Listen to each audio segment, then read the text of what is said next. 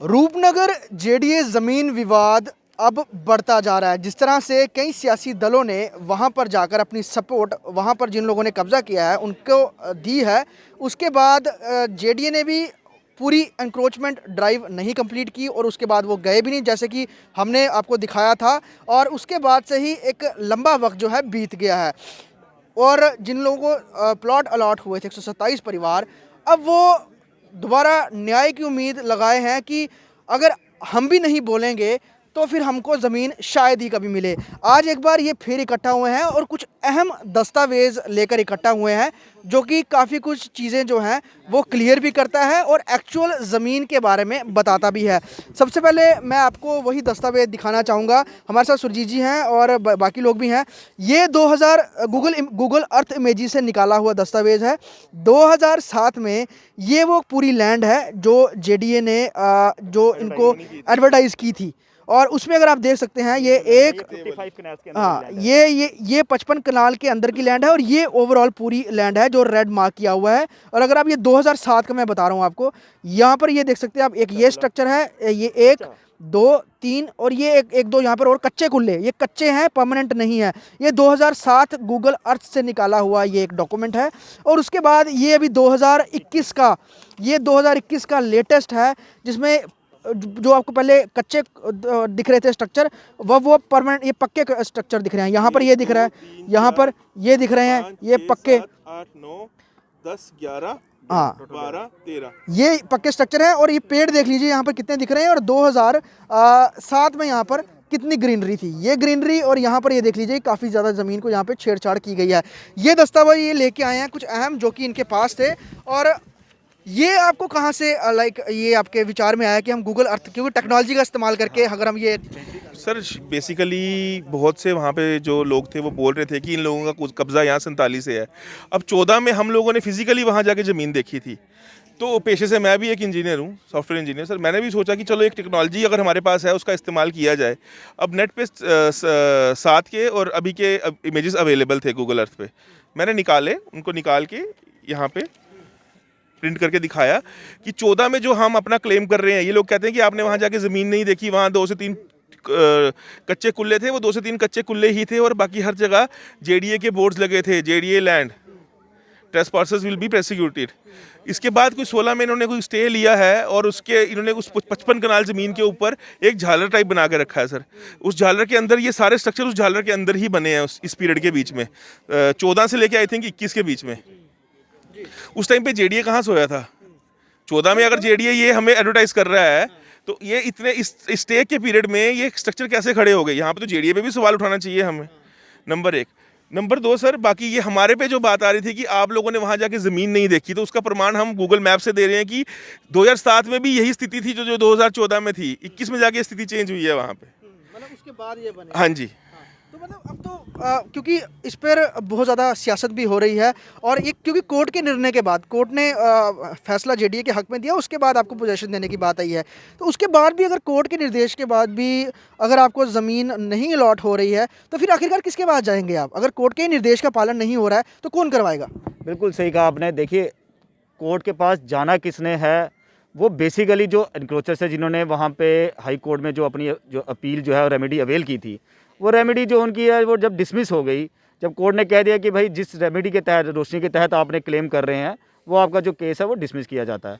और जो लोग वहाँ पे जो बैठे हैं, हमारे ही कुछ मतलब वकालत से ही वकील लोग जो भाई बैठे हुए हैं वहाँ पे, उन्होंने कहा कि भाई कोर्ट ने ऐसा कोई ऑर्डर पास नहीं किया कि जिसमें ये कहा हो कि भाई इस ज़मीन से आपको निकलना है, 127 लोगों को बसाना है, ऐसा कोई जेडीए को ऑर्डर पास नहीं किया गया था। पर वो लोग ये भी जानते हैं, कोर्ट ने ऐसा भी तो कहा है कि भाई इस ज़मीन पे जो आप मालिकाना हक मांग रहे हो अपने रोशनी एक्ट के तहत, वो जो एक्ट है वही नहीं रहा है, तो इसलिए आपका जो राइट है वो डिसमिस किया जाता है। अगर आपको लगता है कि अगर किसी और रेमेडी में आप फॉल करते हो, you should avail that remedy. तो जबकि पिछले 2 महीनों से उन्होंने कोई ऐसी रेमेडी अवेल नहीं की, क्योंकि ऐसी कोई रेमेडी नहीं है जिसमें वो उस राइट को क्लेम कर सकें, क्योंकि वो जानते हैं ये स्टेट लैंड है। अब स्टेट लैंड में और कोई तो राइट उनके पास था नहीं, तो अब जी वहाँ पे फिर वो उस जो है राजनीतिक मुद्दा देने लगे उस पॉइंट पे। क्योंकि आपने भी देखा होगा जिस दिन डिमोलिशन ड्राइव चली, उस दिन जो वहाँ पे लोग थे, वहाँ के जो लोग थे, वो एडमिट कर रहे थे कि ये स्टेट लैंड है, हमें पता है ये सरकारी ज़मीन है, पर हमारा जो घर है वो छोड़ दो, बाकी ज़मीन ले लो। और आज वही लोग, जब ये पॉलिटिकल लोगों ने उनको सपोर्ट की और कुछ लोगों ने जो राजनीतिक तौर पे उनको सपोर्ट करने की कोशिश की, और आज वो लोग उस चीज़ पे अड़ गए हैं कि ये जो 55 कनाल है या जो 88 कनाल है, ये पूरी की पूरी ज़मीन हमारी है, हम 1 इंच ज़मीन भी नहीं छोड़ेंगे। तो अब ये सरकार ने देखना है, जेडीए ने देखना है, एडमिनिस्ट्रेशन ने देखना है कि जब एक बारी एक कानून जो है हाई कोर्ट से फैसला आ गया है, उसको किस तरह से इम्प्लीमेंट करना है। क्योंकि हम लोग जो है, हम लोग तो एक जो है एजुकेटेड पर्सनस हैं, हम लोग उनकी तरह ये जो है धरनेबाजी करना, ये वो करना, ये हमारा काम नहीं है। हम लोग पिछले 7 साल से वेट कर रहे थे हाई कोर्ट का फैसले का, हम वेट कर रहे थे कि कोई ना कोई निर्णय तो आएगा, क्योंकि हमें भी पता था ये सरकारी ज़मीन है, तभी हमने उस ज़मीन पे पैसा दिया था, तभी हम लोगों ने एडवर्टाइजमेंट भरी थी।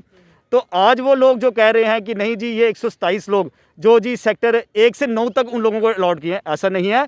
हम लोग जो 127 फैमिलीज़ हैं, हमें सेक्टर 6 न्यू में अलॉट किए गए हैं, जो 88 कनाल है, और वो भी 7-7 मल्ले जो 127 लोगों में डिवाइड होने हैं। और वो लोग कह रहे हैं कि नहीं जी इन लोगों को कहीं और किया जाए, या मुआवजा दिया जाए, या इनको बोले पैसे रिफंड कर लें। हम लोग क्यों लेंगे? बाकी रही बात, अगर सरकार उनके साथ क्या बात करना चाहती है वो सरकार देखेगी। हम आज इस मुद्दे पे इसलिए हम आए थे क्योंकि हम लोगों को झूठा ठहराया जा रहा था कि 2014 में आप लोग नहीं गए, आप लोगों ने देखना था वहाँ पे कब्जे का है या किसकी पोजीशन है।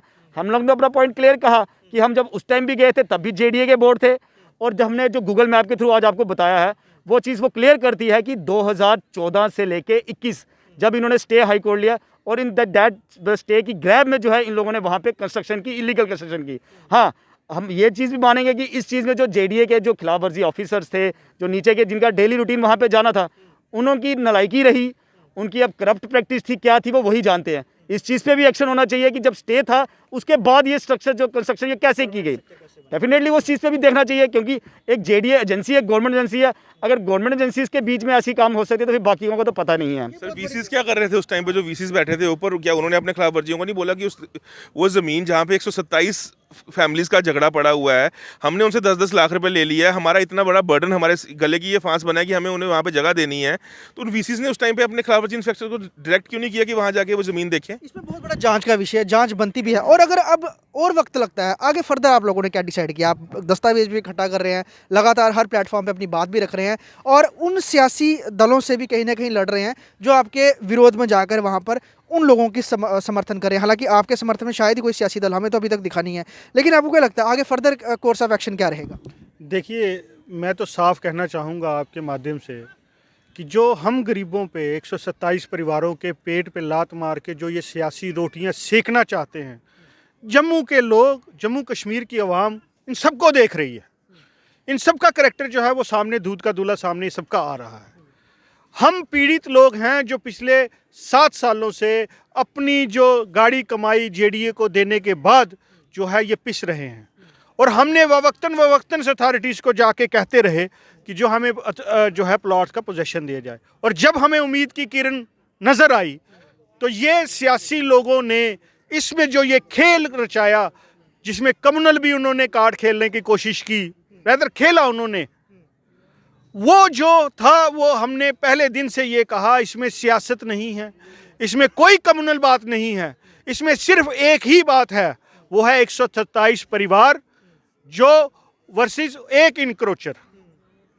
एक इंक्रोचर ने 100 कनाल ज़मीन को कब्जा करके रखा हुआ है। और पहले दिन से हम लोग ये कह रहे थे कि जब ये एडवर्टाइजमेंट हुई, जब ये चिन्हित की गई, हम जाके मौके पे देखा, और उसका सबूत आज हमने दे दिया है कि उस वक्त जब ये एडवर्टाइजमेंट हुई थी वहाँ पे कोई भी जो था स्ट्रक्चर जो था परमानेंट नहीं था।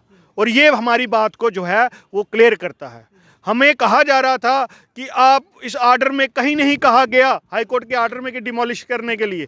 मेरे को आप ये बात बताइए कि हाई कोर्ट के आर्डर में कहा गया कि आप अदर रेमेडी अवेल करिए, बट आप नहीं जाते, आप कोर्ट का रास्ता नहीं अपनाते, आप किसी भी कोर्ट में जाके ये दरख्वास्त नहीं पेश करते अपने हकूक़ों के लिए। तो जेडीए क्या ताउम्र बैठ के और हम ताउम्र वेट करके ये कहते रहते कि ये कल को जाएंगे।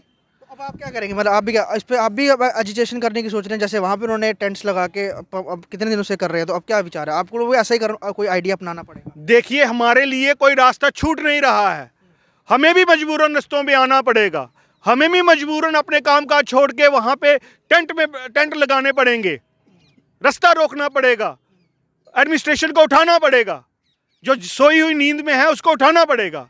तो हम ये कहना चाहते हैं आपके माध्यम से एडमिनिस्ट्रेशन को भी कि हमारा कोई कसूर नहीं है, निर्णय आपको करना है। कानून संविधान के हिसाब से सुप्रीम कोर्ट की गाइडलाइंस है कि इंक्रोचर है। अगर आप इन इंक्रोचर के सामने जो है घुटने टेक देते हैं तो आप जम्मू को कैसे स्वच्छ करेंगे? आप कैसे लोगों को ये बताएंगे कि आप इंक्रोच? फिर तो हर किसी का ये दिल खुल जाएगा कि मैं सरकारी ज़मीन पे जाके कब्जा कर लेता हूं और सरकार जो मजहबी रंग बना लूँगा। कल को जब आएंगे तो फिर ये कभी छूटेगा नहीं। तो फैसला करना है जम्मू के एडमिनिस्ट्रेशन को, जम्मू कश्मीर की जेडीए डिपार्टमेंट को, कि क्या उसने इनके सामने घुटने टेकने हैं या जो कानूनी है, जो लॉ ऑफ लैंड है, उसको फॉलो करना है। ये अब पूरा इंतज़ार का ही विषय है और इसको लेकर ये अहम दस्तावेज भी पेश कर रहे हैं। लेकिन सबसे बड़ी बात यही है कि क्या जेडीए अब कोर्ट के निर्णय को जल्द वहाँ पर जो एनक्रोच लैंड है उसे क्लियर करा के इनको सौंपती है, या फिर इन्हें और लंबा इंतजार करना पड़ेगा और शायद और लंबी एक जंग लड़नी पड़ सकती है। वीडियो जर्नलिस्ट पवन शर्मा के साथ ख्वाहिश पटेल, स्टेट टाइम्स, जम्मू।